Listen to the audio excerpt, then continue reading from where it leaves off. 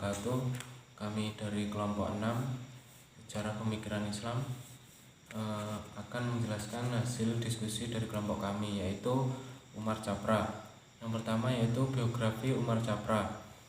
Dr. Muhammad Umar Chapra adalah seorang pakar ekonomi yang berasal dari Pakistan. Ia bekerja sebagai penasehat ekonomi senior pada Moneter Agency Kerajaan Arab Saudi sejak tahun 1965. Ia telah mempublikasikan sebuah buku dan artikel-artikel profesional tentang ekonomi Islam.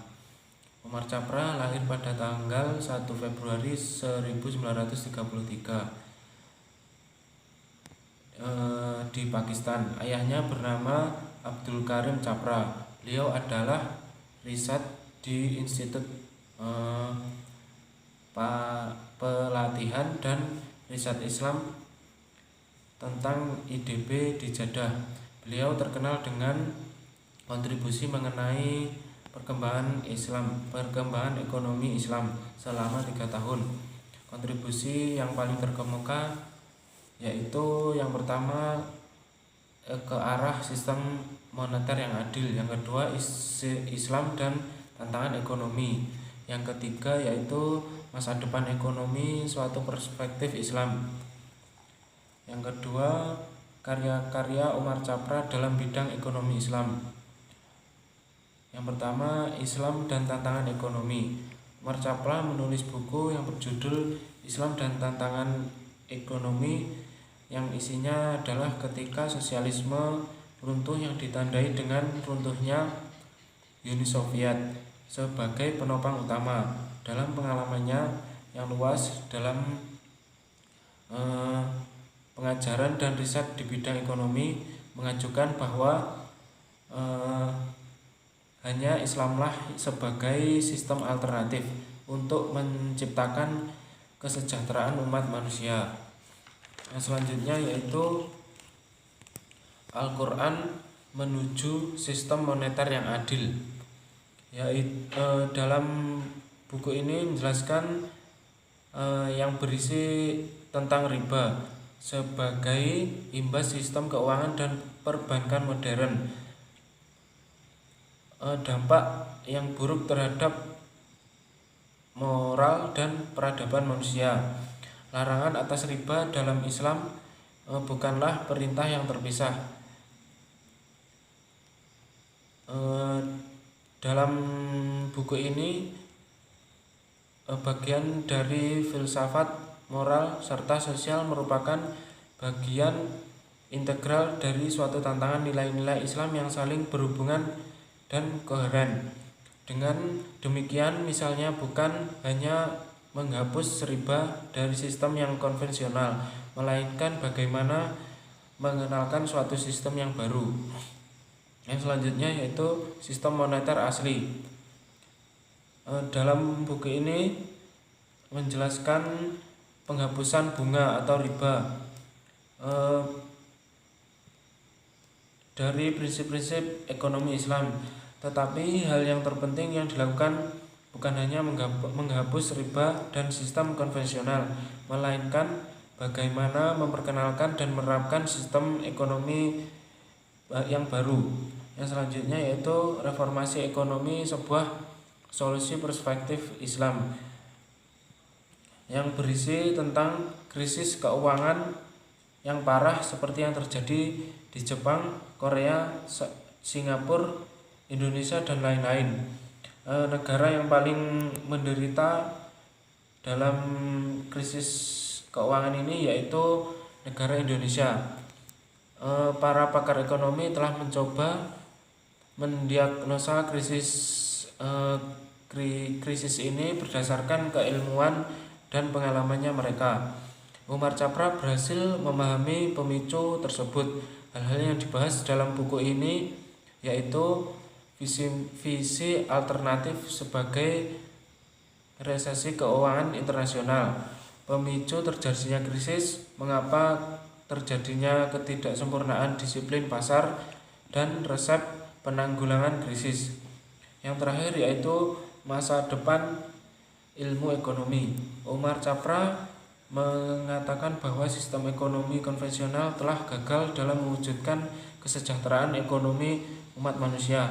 Dr. Umar Chapra membahas tuntas buku ini yang bermuatan keadilan dan jauh dari unsur riba. Islam telah mendobrak ekonomi konvensional dan menggantikannya dengan ekonomi syariah yang jelas bernilai keadilan dan pemerataan karena tidak mengadakan unsur riba. Selanjutnya, saya akan menjelaskan pemikiran ekonomi Umar Chapra. Umar Chapra sendiri adalah seorang pakar ekonomi dari Pakistan. Ia bekerja sebagai penasihat ekonomi senior. Yang pertama, pemikiran ekonomi Umar Chapra ialah ilmu ekonomi konvensional. Ilmu ekonomi konvensional oleh Umar Chapra telah dibangun dengan dua himpunan tujuan. Yang pertama, tujuan positif. Tujuan positif ini berhubungan dengan eratnya usaha realisasi secara efisiensi dan adil dalam proses alokasi dan distribusi sumber daya yang terbatas. Yang kedua, tujuan normatif. Usaha penggapaian secara universal tujuan sosial ekonomi untuk pemenuhan kebutuhan hidup dan lain-lain. Terdapat 3 konsep penting dalam pilar-pilar dasar ilmu ekonomi konvensional. Yang pertama, rasional ekonomi man. Yang kedua, positivisme. Yang ketiga, hukum Sai. Dalam ekonomi konvensional dikenal dengan 2 sistem. Yang pertama, ada kapitalisme. Kapitalisme sendiri adalah sistem perekonomian yang memberikan kebebasan secara penuh kepada setiap orang untuk melaksanakan kegiatan perekonomiannya. Sistem ini berkembang karena falsafah dasarnya. Yang pertama, ada materialisme. Yang kedua, ada rasionalisme.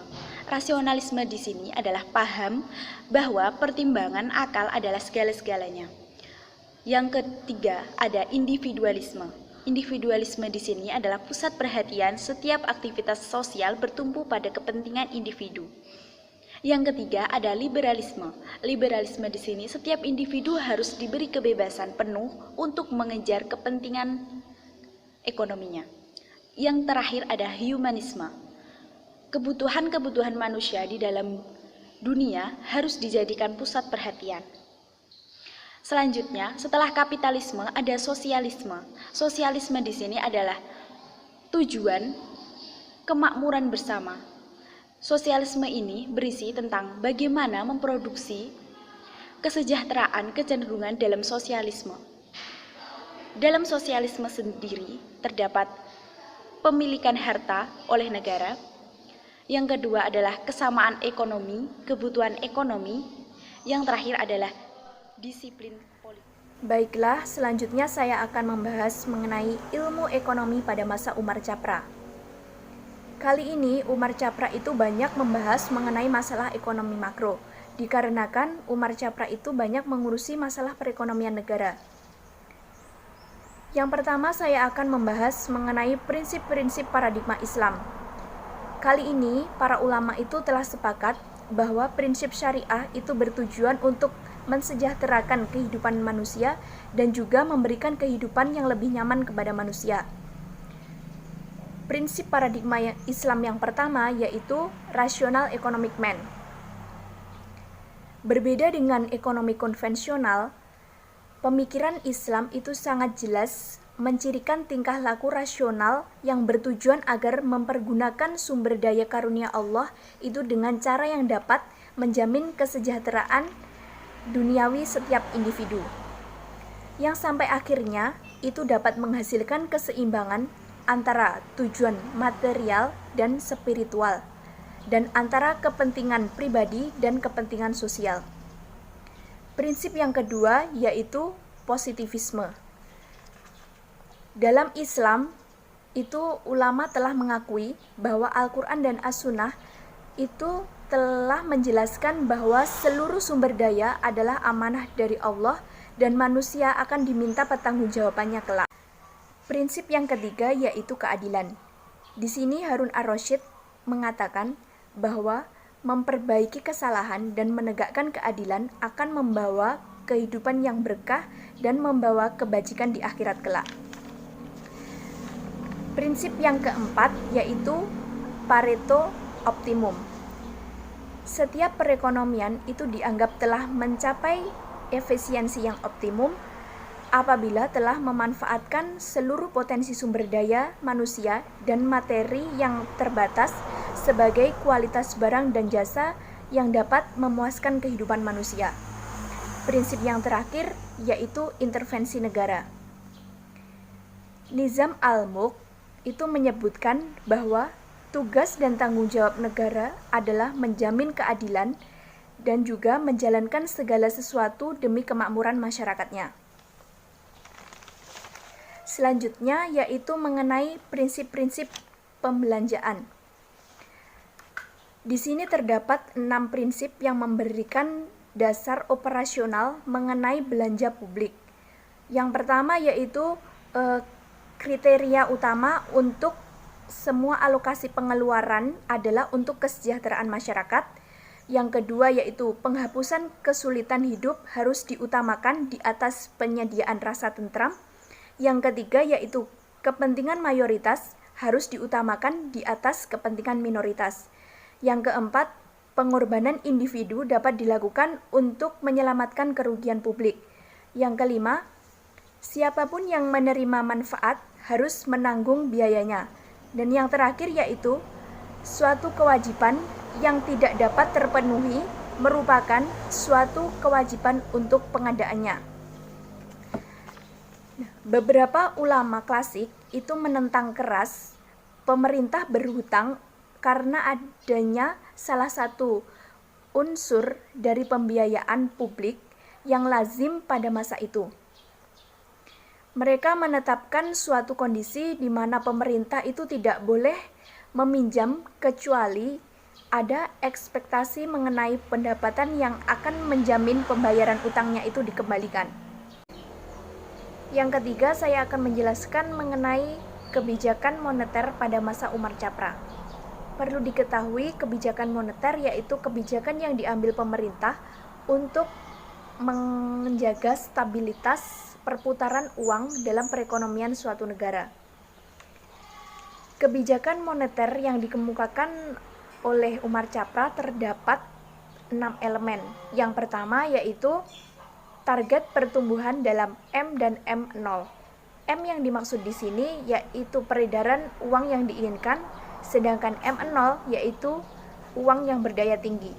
Sehingga pertumbuhan antara M dan M0 itu harus disesuaikan dengan sasaran ekonomi nasional yang berorientasi pada kesejahteraan sosial. Yang kedua, saham publik terhadap deposito unjuk atau uang giral.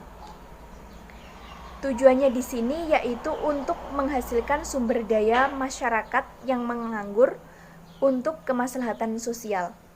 Yang ketiga, ada cadangan wajib resmi.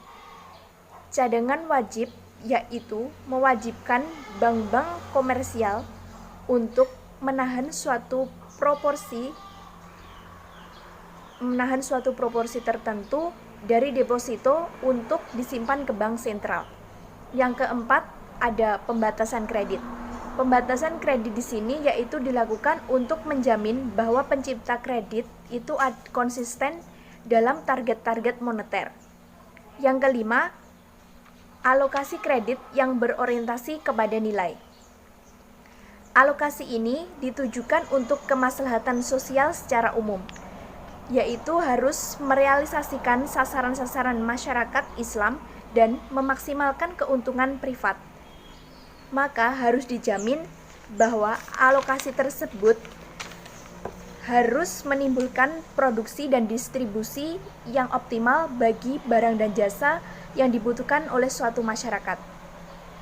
Yang terakhir yaitu ada teknik yang lain, yaitu bisa berupa kontrak personal, konsultasi, dan rapat-rapat dengan bank komersial.